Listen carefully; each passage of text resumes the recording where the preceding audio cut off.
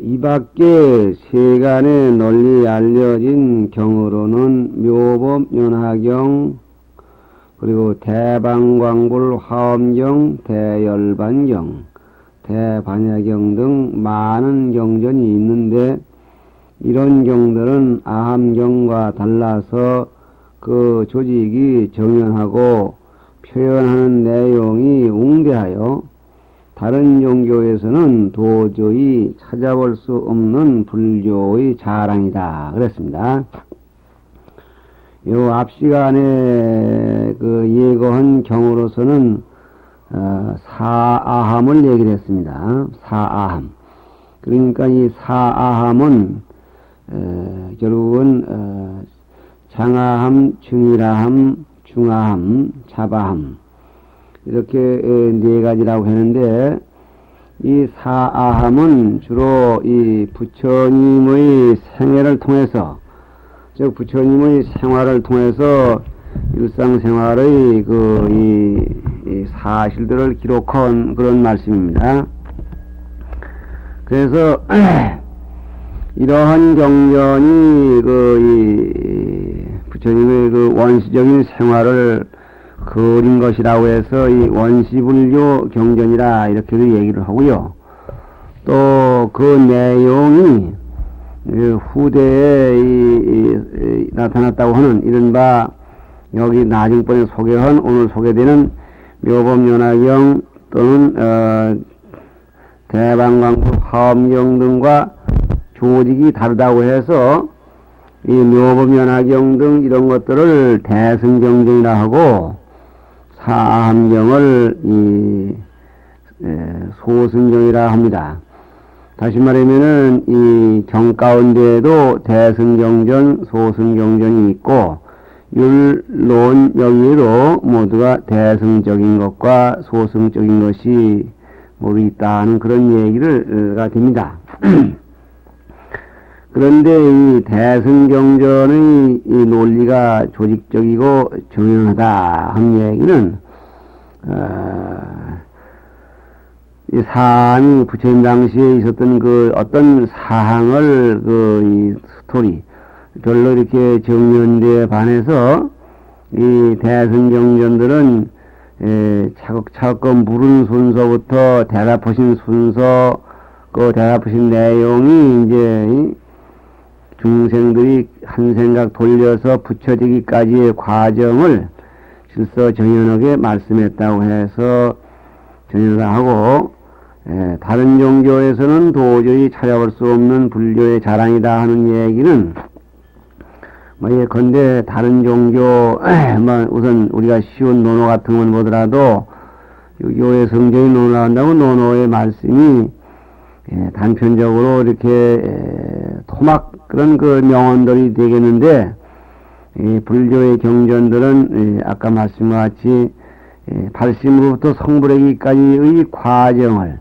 그래서 이 성불하기 어려운 부분과 성불의 가능성을 정연하게 보인 데에서 다른 종교의 경전에서는 찾아볼 수 없는 것이다. 그렇게 말하는 것입니다.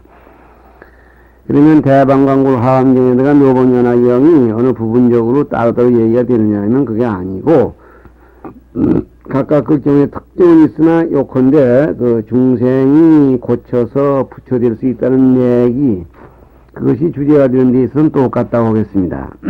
이렇게 해서 이상 모두 경장은 끝내겠는데, 그렇다고 볼 때 경장 가운데 대승경전에서 여기 소개된 것만 가지고 한다면 묘법연화경, 대방광불 화엄경, 대반열반경, 대반야경, 이것이 이제 대승경전이 되겠고, 또 소승경전으로 소개된 것은 아함경만이 되겠습니다. 주로 소승경전에 아함경 그러면 거의 그 가운데 많은 경이 포함되어 있어서 다 되는 얘기지만은, 대승경전은 이것 말고도 우리가 먼저 접할 수 있는 원각경이라든가 능엄경이라든가 이런 것도 전부 대승경전에 들어갑니다. 요컨대 이 대승경전은 어떤 것이냐, 우선 그 예관상으로 볼 때에 부처님이 계시는데 부처님과 더불어 얘기하는 그 분들이 또는 이 부처님이 이 설교의 대상을 삼는 그 대상이 보살이 된다는 게 그 소승경전에 비해서 특색입니다. 그리고 또 한 가지는 중생이 모두 성불할 수 있다고 주장한 것이 대승경전의 특색이고, 중생은 성불할 수가 없고 다만 아라한만 이루게 된다고 얘기한 것이 이 소승경전의 특색이라고 하면 과히 큰 착오가 없을 거로 생각합니다. 그 다음 본문 26페이지 끝에서 다섯째 줄 되겠습니다. 그 다음에 율장이라는 것은 불교 교단에 소속한 사람들이 지켜야 할 계율, 곧 법률로서 제정한 것이니 그랬습니다. 여기에서 얘기를 조금 더 하자면은 어떤 것이 필요하냐면은 우선 율장이라는 낱말입니다. 율장이라는 낱말은 요구에서도 이 경률론 3장 가운데 하나다. 법정률 감출장, 그 율장이라고 한다고 그랬습니다. 그러니까 이 율이란 말은 법칙률, 우리가 지금 그 율로 다시른다 그랬지만은 그 율이란 말의 원어는 그 비내야라고 그랬습니다. 그러니까 범어에서 비내야인데, 비내는 VIANYA, 그래서 비내야 그럽니다. 이 비내야란 말은 이 율이라고 번역을 하는데, 이 율이란 말은 결국은 악을 그치고 선을 자라나게 하는 그런 것이 이 비내야라는 말이 가지고 있는 특징이라고 했습니다. 요컨대 악을 그치고 선을 증장하게 하려는 목적으로 무엇은 하지 말아라, 이렇게 이제 제한 조건을 제시한 것인데, 이러한 단속을 하지 않으면은 자연히 악에 물들어서 선이 자라날 수가 없다는 것입니다. 그래서 이 불교 교단에 속한 사람들 그럴 때에 이것이 그러니까 출가 승만 이 기회를 지키는, 율을 지키는 게 아니라 출가 제가, 그러니까 이른바 비군이 우바세 우반이, 즉 제가 신도, 제가 남자, 그래 신도 남녀를 합해서 이거를 사부대중 그러죠. 사부대중은 누구나가 자기 나름대로 비구는 비구로서 또 제가인은 제가인으로서 지켜야 할 계율, 즉 법률이다, 그런 얘기입니다. 그러면 이 법률, 이거를 꼭 지킴으로써만이 우선 불법을 오래 이 땅에 유지할 수가 있게 되고, 또 개인 자신이 정법을 닦는 데 중도에서 물러나지 않게 된다. 그래서 이 계율이 생기는 이유로서 이른바 19이라 해서 10가지 이유를 들고 있습니다. 그 10가지 이유가 여기서 다 세세하게 얘기할 수 없지만은 그 10가지 이유 가운데 맨 마디 10번째가 소위 이른바 영법구주라 그래서 하야금령, 법법, 오래를 꾸 머무를 주, 정법이 오래 머무르게 하기 위한 것이다 그랬습니다. 우리가 역사를 보더라도 고래로 아주 훌륭한 스님이 본인 자신은 굉장히 훌륭했지만 그분이 그 계율에 대한 그 단속이 좀 적었다 할 때 그 뒤가 그 후손들이 끊기는 사례를 봅니다. 우선 쉬운 예로 성현의 말씀을 해서 안 됐지만 원효스님 같은 분은 그런 참 생불이라고 일컬고 참 해동성이라고 이렇게 일컬었던 그런 분이지만은 스님으로서 그 요속공을 보험했던 그런 이유 때문에 그런지 그 원효스님의 후손이 누가 이렇게 그 계속 법맥이 이어져 왔다는 것은 못 듣습니다. 하나의 산성으로서 혜성같이 나타났다가 자기 일생 위대하게 살다 끝나는 겁니다. 그게 왜 그러냐? 그것도 일종의 그런 것이라고 보겠습니다. 그래서 이 계율을 잘 지킨다는 것은 이 학식이 좀 적건 좀 명망이 좀 적더라도 계율을 잘 지킨다는 것은 우선 대관계로 불법에 대해서 신의를 버리지 않게 하는 중대한 그런 이 역할을 합니다. 불교 신자들이 모두 이 나쁜 일을 해서 사회적으로 모두 이 진영이나 살러 자꾸 다니고 자꾸 소송이나 하고 자꾸 걸어 돌아다니면은 사회인들은 자연히 그 불교 자체는 뭐 허물 게 없다고 하지만은 승려들이 또는 불교 신자들이 이렇게 저질적으로 놀면은 자연히 불교를 멀리하게 되고 불교를 멀리하는 사람이 많아지면은 이 땅에 불법은 없어지는 겁니다. 그래서 이 계율이 생긴 그 중대한 10가지 이유 가운데 결정적인 것으로는 정법이 오래 머무르게 하기 위해서 제정한 것이다.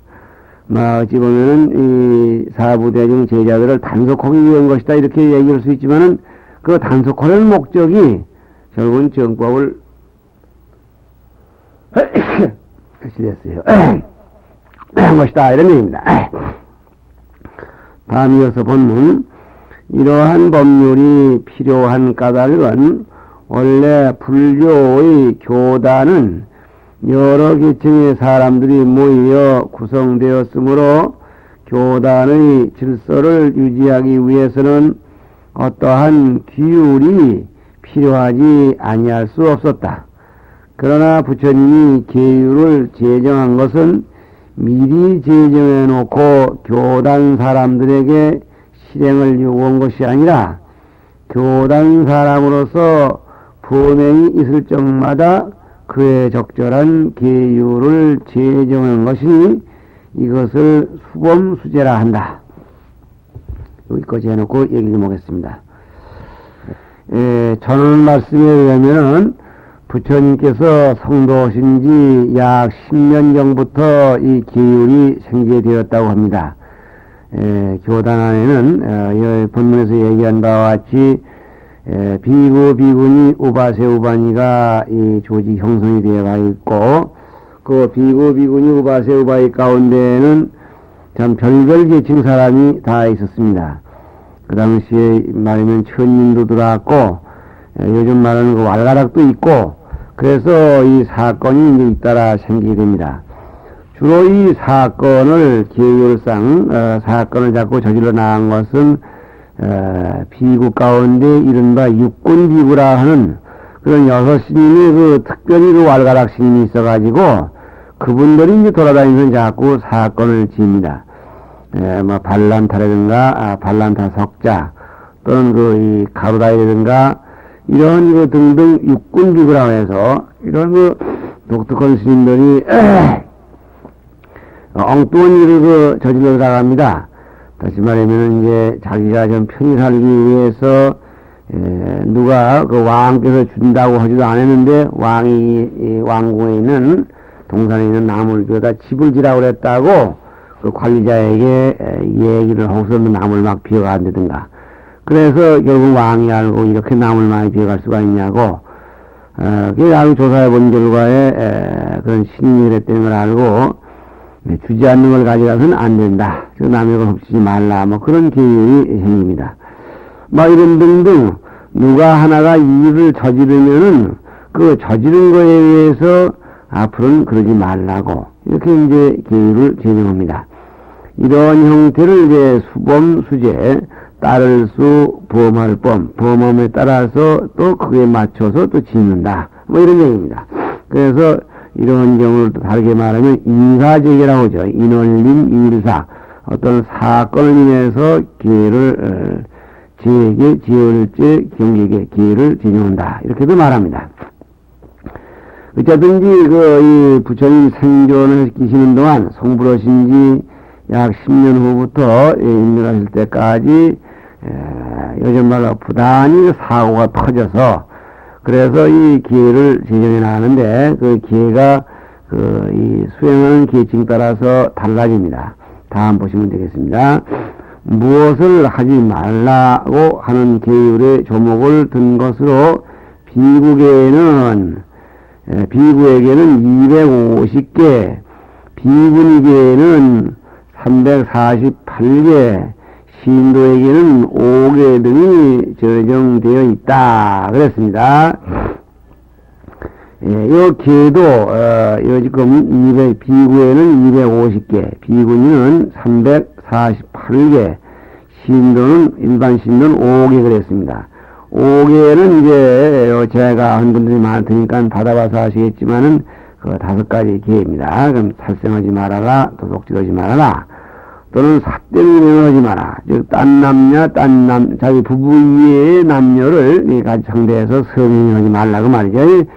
거짓말하지 말라, 술 먹지 말라, 이 밑에 나오는데, 이런 그 5개가 기본이 되어서 250개가 전제되기도 하고 348개가 되기도 합니다만은, 이것은 이제 그 인도에서 이 발달한 그 율장들이 이른바 오부율장이라고 해서 그 교파, 그 당시 인도에서 그 원시불교 교파가 발전에 따라 교파에 따라서 그 주장하는 그 이 경전이 다른데,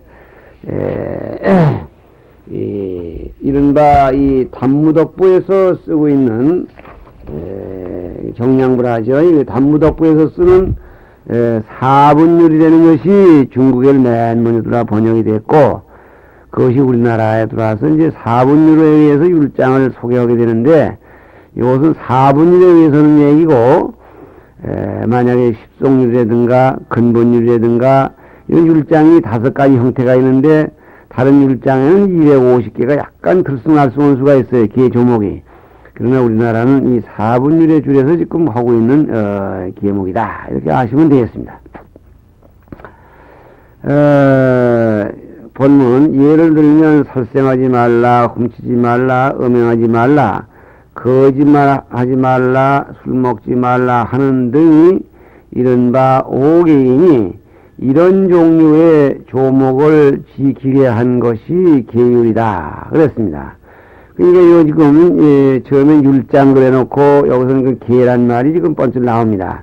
율장 속에 지금 그 계가 나옵니다. 그래서 계는 원어로 시라, 말하면 SILA에서 시라 그럽니다. 이 시라는 말을 우리 말로 번역해서 이제 계 그랬는데, 이 계란 말이 이 하나를 지키면 이 한 가지 이 악이 방지되고, 또 2개를 지키면 이 2가지 악이 방지된다 해서 요 저우의 율이 일반적으로 악을 끊고 선을 생하게 한다는 의미가 있는 데서 더 한층 더 나가서 요 계란 말은 그러니까 조목조목이 그 의미를 가지고 있다, 그런 뜻으로서 이 2개를 합쳐가지고 그냥 계율 그리고 있습니다. 그러니까 이걸 정확하게 말하면 계는 무엇을 하지 마라 그런 얘기고, 율은 무엇을 범하면 어떤 과오 또는 어떤 벌칙이 나온다는 그 결과를 얘기한 데에 이 중점이 있다, 이렇게 하겠습니다. 그래서 이 2개를 묶어 계율 그리는데, 이 계율의 기본이 이제 5개 이거죠. 이 모든 계율의 근본이고 5개로서 도덕이 주안이 되었고, 도덕이 주안이 되었다. 산 목숨을 죽이지 마라, 살생하지 마라. 이제 요즘 사람들은 이제 이 사람이 살기 위해서 산 목숨을 죽이는 것이 그렇게 나쁜 것이 아닌 걸로 이렇게 생각합니다만은, 이 경전에서는 산 목숨을 자꾸 죽일 때에 그 측은한 마음, 인정한 마음이 자꾸 없어지고 상대적으로 잔인한 마음이 자꾸 나와서 도덕스럽지 못하게 된다는 것이, 이것이 살생계의 특성입니다. 그래서 살생을 하지 말아라, 이렇게 되는 거죠. 그 다음에 훔치지 말라든가, 또는 사음, 또는 출가에게 음행하지 말라든가, 거짓말하지 말, 이거 전부가 도덕을 지키게 하는 얘기입니다. 술 먹지 말라는 것도 요즘 술이 없으면 큰일 날 걸로 알고, 술을 가장 참 좋은 걸로 알고 있지만은, 그 술이 들어서, 이 여러 가지 기회를 다 범하게 된다 그랬습니다. 이것은 이제 삼화표월지 강의할 때도 얘기를 했지만은, 살생, 투도, 사음, 그 다음에 망어 꺼지는 그 자체가, 행위 자체가, 비도덕적인 것이어서 규제 대상이 되겠습니다만은, 술은 그 자체가 과오가 되는 건 아니나 그 자체가 이 5가지, 4가지 과오를 유발한다고 해서 이거를 간접적인 그런 그 범죄로 합니다. 그래서 합해가지고 이걸 오계라고 한다 그런 얘기죠. 그래서 도덕이 주안이 되어 있고 그 다음에는 도를 닦는데 장애되는 일을 하지 말게 한 것이다. 그래서 다시 말하면 이 기회가 여러 가지가 있는데 이 5개가 이 가장 기본적인 도덕을 이 붙잡아 일으키는 도덕을 잘 지키려는 것이 기본 목적이고 삼위의 10개라든가 또는 비구의 250개 뭐 아무리 많다 하더라도 그 밖에는 도를 닦는데 장애가 될 그런 그 소지가 있기 때문에 하지 말라. 엄밀히 말하면 술 마시는 것 그 자체가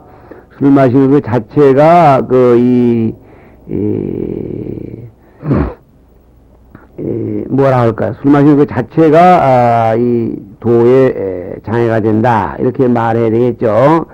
그런데 그런 것을 이것은 술 마시는 건 기본 기회가 넣고 그 밖의 것은 전부가 수도에 장애가 되기 때문에 한다 해서 한 가지 조목을 지키는 한 가지 고민 또는 제약에서 벗어난다고 해서 이 기회를 아까 얘기한 조목조목이 해탈된다. 그래서 이 기회를 일명 바라제목차라 그럽니다. 바라제목차. 기회의 의미를 기회란 말이 원어가 시란데 그 범어에서 기회에다가 이 바라제목차라는 그 의미를 부여했습니다. 그럼 바라제목차의 의미가 뭐냐? 한자로 번역하면 별해탈 그립니다. 별해탈. 따로따로 해탈한다. 즉 한 가지 살생제를 지키면 살생제에서 벗어나고 도둑질을 하지 않으면 도둑질한 죄에서 벗어난다. 그래서 별해탈, 달을 별, 풀에 벗을 탈. 그래서 이 다른 제약에서 지키면 지킨 것만치 제약에서 벗어난다. 그래서 별해탈 그리고 별해탈의 원어가 바라제목차고 바라제목차는 기회를 의미상으로 정의를 내린 낱말이라고 했습니다. 이렇게 해서 그 율장이 설명이 끝났고 그 다음에는 셋째 논장입니다. 27페이지 한복판에 셋째 논장이란 이논논 강필장자죠. 이 논장. 이 셋째 논장이라는 것은 그래 놓고요. 셋째 논장이라는 것은 부처님께서 말씀하신 경장에 대하여 부처님의 제자들이 연구를 쌓아 조직적으로 교리를 정리한 것을 모은 것이다. 요 시간에서 이 논장이 원어가 아비다르마라고 했습니다. ABIDHA-RMA에서 아비다르마 이렇게 합니다. 이 아비다르마라는 말은 이 아비다르마라는 말은 번역하면 이제 이 없을무 견줄비 법법 무비법이라 그럽니다. 무비법. 그러니까 견줄리가 없이 굉장히 거창스럽고 좋은 법이다. 막 그런 얘기가 되겠습니다. 이제 그런가 하면은 이 아비다르마를 갖다가 또 한 가지는 이 대법이라고 그래서 상대할 때 법법 그래서 이 법에다가 상대해서 호칭하는 말이다. 그게 뭔 얘기냐 할 것 같으면은 부처님의 경전을 대상으로 해서 그 경전을 강론해 나간 것이다. 이런 뜻입니다. 이거 보더라도 이 부처님의 말씀을 부처님의 제자들 또는 훌륭한 역대 그 사학자들이 주석 또는 강석을 해놓은 것이다. 그런 얘기죠. 그러므로 논장은 부처님께서 말씀하신 것이 아니고 학문과 도덕이 높은 부처님 제자들이 저서한 것이다. 그래서 조직적으로 된 불교의 교를 하려면 이 논장에 의지하지 않으면 아니 된다. 그랬습니다. 여기서는 그 논장은 부처님의 말씀이 전혀 아니라고 했지만 사실은 논장 가운데 부처님의 말씀 가운데에도 당신이 얘기하신 것을 또 강론에 풀이한 부분이 있는데 그 부분이 논장이 될 수 있다는 학설이 있습니다. 그래서 그 부분이 극히 적으니까 일반적으로 그 후인들의 논설이다 이렇게 하는데 이렇게 되고 보면은 이 논은 자연히 총정리하는 그런 입장이 되므로 여러 경의 말씀, 여러 사연들을 종합적으로 해서 자기가 필요로 하는 자기가 지금 생각하고 있는 그런 주장을 체계 있게 표현할 수 있게 되는 것이 특색이 되겠습니다. 그래서 이 논장의 조직은 더욱 경장, 율장보다도 조직적이고 또 그런 교를 하려면 자기 논장을 통해서 연구를 해야 된다 그런 얘기입니다. 여기서 한 가지 생각해 볼 것은 이 논장 가운데에는 두 가지 형태가 있는데 종론과 성론이 있다고 그랬어요. 마루종자하고 인원론자, 종론하고 성론하고 두 가지가 있는데 종론은 이 마루종자 자기 어떤 그 종지를 내서 어떤 주장 인간은 꼭 죽어야 되는가 뭐 이런 주장을 내고 주제를 내걸고 거기 주제에 맞도록 경과 율에서 사방 그 알만한 얘기를 끌어다가 논리를 정립해 나가는 것을 종론 그리고 성론이라는 것은 화엄경이 어렵다고 화엄경을 해석하기 위해서 어떤 특수한 경전을 강석하기 위해서 쓴 책을 뭐라고 하냐면은 이걸 성론이라고 이렇게 얘기를 한다고 합니다. 어쨌든 성론이 됐건 종론이 됐건 그 논리가 정연하고 또 이 식견이 대단히 높은 데에는 참 놀라지 않을 수가 없습니다. 어느 종교나 다 그렇죠. 유교로만 하더라도 이 공자님이 이 논어를 뭐 이렇게 써나가신 게 아니라 말씀하신 것을 그 후에 제자들이 이렇게 기억을 더듬어서 지어놨다고 그랬고 또 이 불교의 경전도 부처님 돌아가시던 해에 이 당시에 말씀해 놓으신 것을 해상해서 적어놨고 그 후에 많은 학자들이 불교를 이렇게 연구해서 그래서 더 찬양하고 보강하는 부분이 논장이라고 해서 실질적으로 경장, 율장만 가지고는 그렇게 짭짤한 맛이 없는데 논장이 끼어들므로써 삼장이 싹 갖추어지고 실제로 불교의 경전이 경전으로서의 10분 역할을 하게 되어 있습니다. 그래서 이 논장의 의미는 자음을 큰 것인데 여기에서 이 논장을 몇 가지를 소개했네요. 논장을 예를 들면 본문이죠. 개신종론, 신신종론 이건 전부가 종론 계통입니다. 원시불교 이건 소승불교에서 보는 얘기고 그 다음에 중관론, 기신론 등이다. 그래서 이 중관론, 기신론 등은 이건 대승불교에 속하는 논입니다. 중관은 공사상을 주장한 거고 또 기신론은 이거는 이 진여사상을 진여연기 사상을 강조한 논인데 물론 이 두 개만 있는 것이 아니라 이런 예가 여러 가지가 있겠고 여기에 기록되지 아니한 것으로서 꼭 기어이 얘기를 들자면 성론의 부분이 하나 더 얘기가 되질 않았네요. 그래서 성론에서 뭐 대지도론 같은 거 대지도론은 그 나가라주나 용수보살이 그 반야경을 강화하신 것입니다. 그래서 이 대지도론이 무려 100권이나 됩니다. 이러한 이 성론이 있습니다. 그러니까 여기 소개된 것은 대승, 소승은 다를지언정 전부가 종론이고 지금 끝으로지가 소개한 대지도론 같은 것은 성론이 되겠습니다. 대지도론 뿐이냐면 대지도론 말고도 반야론도 있고 화엄론도 있고 십주론도 있는데 그건 다 성론입니다. 부처님께서 본문이죠. 끝줄입니다. 직접으로 말씀하신 진리를 알고자 하면 경장을 읽어야 하고 진리가 학문적으로 조직된 것을 알고자 하면 논장을 보아야 하고 불교의 실천적 도덕을 알고자 하면 율장을 찾아야 한다.